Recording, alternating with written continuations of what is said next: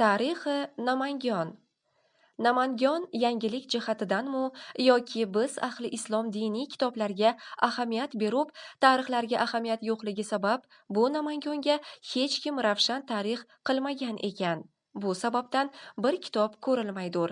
Qariyalar og'izdan og'iz eshitilib, haddi tavoturga yetib, bayonida bo'lak qiluv qol bo'lmay, hammani masmui bo'lgan ravshan so'zlar ilan ado qilinadur.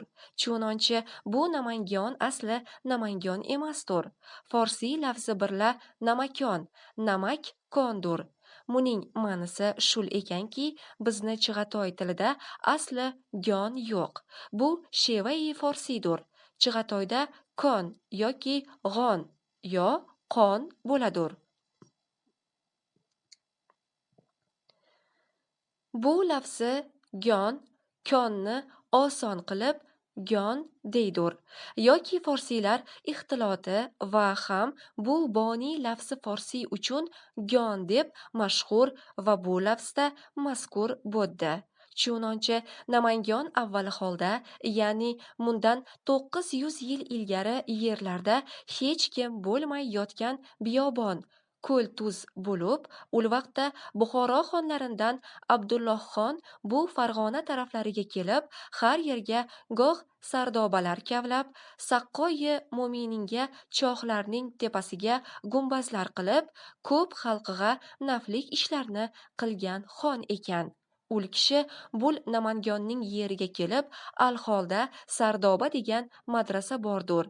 Bir chust va bir aminlik mahalladur. Ul yerga tushib, darhol Sardoba kavlatib, necha kunlar turib, bir tarafi daryo va bir taraf tog' havosi yaxshi uchun bu yerga bir shahar bino qilmoq bo'lib, o'z ichlaridan bir og'oliq mansabida turgan kishini amir qilib, shahar qilmoq bo'lganda, o'shal yerning daryo tarafi butun sho'r ko'l bo'lib yotgan tuz ekan. Binobarin namak kon deb, ya'ni tuz kon deb atagan ekan. Bu namakkon lafzini forsiyda gyon qilib yozib, namak konni Namangan deb bir nunni zoida ilan Namangan bo'ldi. Asli namakkondur. Namangan tarixi Abdullohxon tarixidir. Abdullohxonning tarixi zamona xarobdir, ya'ni 906 hijriyda bo'libdir. Bu Namangan 4 mahalla bo'lib, birinchi mahalla Sardoba mahallasidurki, avvali Abdulloh Sardoba bino qilgan yeridir. Ikkinchi mahallasi Labbay tag'odurki, ani vajhi tasmiyasi Mullabozor Oxund degan kishi bor ekanlar. Ul kishini bir jiyanlari bor ekan. Har ikki aziz o'rtalari ovoz yetadurgan masofat ekan.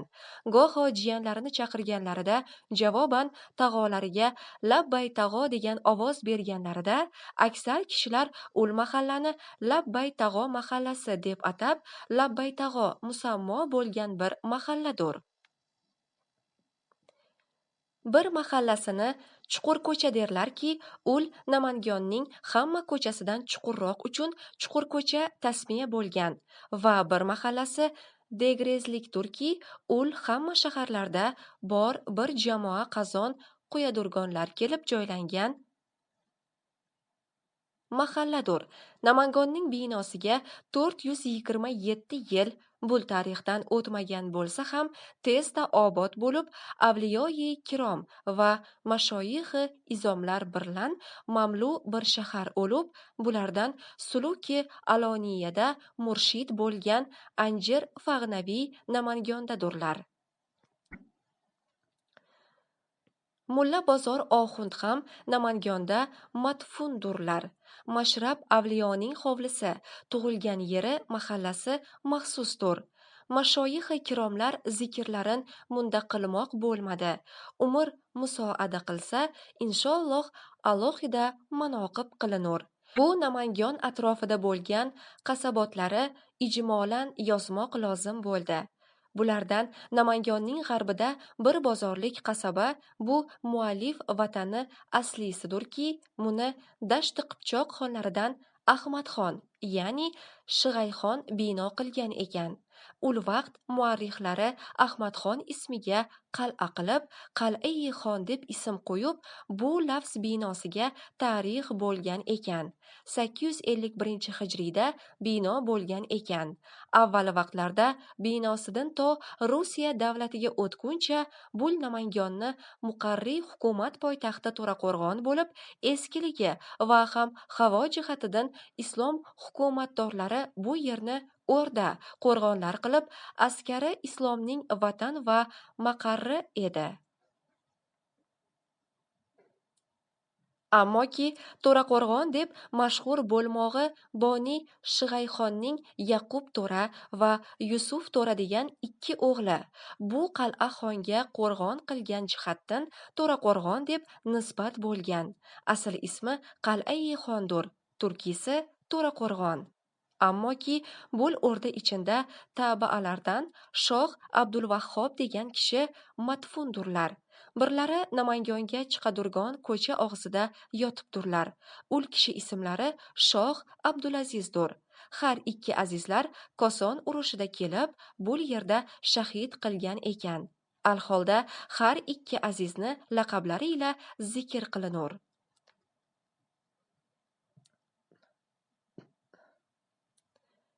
Birlarini Qarovul Ato va birlarini Falospon Ato derlar. Qarovul Ato o'rda ichinda, Falaspon Ato ko'cha og'zidadur. Yana birlari Mirishkor Ato derlar. To'raqo'rg'onning janubida 4 chaqirim yerda biyobonda madfundurlar. Bul azizlar 94-hijriydagi Jarir ibn Abdullohning mo'g'ullar ilan qilgan urushida shahid bo'lgan arablardurlar. Bu Namangonning hokimiga qarashli 4 qasabot o'lib, To'raqo'rg'on, Chust va Chahortoq, Koson degan yerlar bo'lib, har biri bir beklik yer edi. Namangonda Xo'qanddan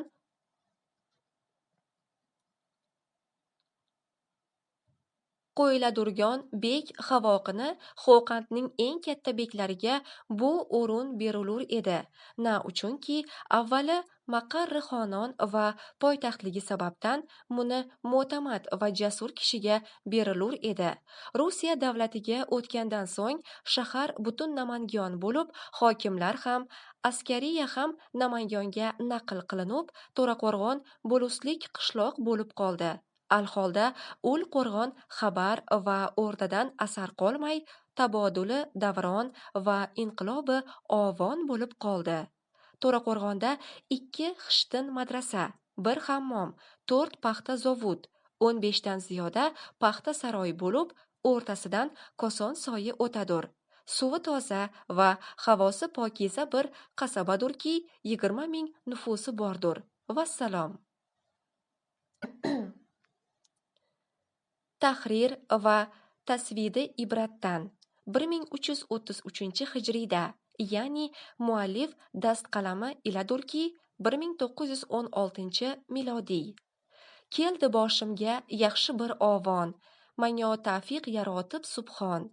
Erdi Farg'ona tarixi shug'lim, ta'lif etdim kelib manyo davron. Ismi tasnifig'a bo'lib tarix, bekamu ko'z lafzi bu Farg'on. Tammat 1344-1925. Qalami Inoyatxon To'raqo'rg'oniy valadi Ulug'xo'ja Eshon marhumiy.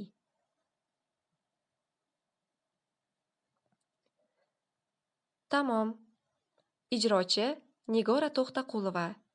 Tayyorlovchi Yodgorjon Zokirjonov. Sentyabr 2024-yil.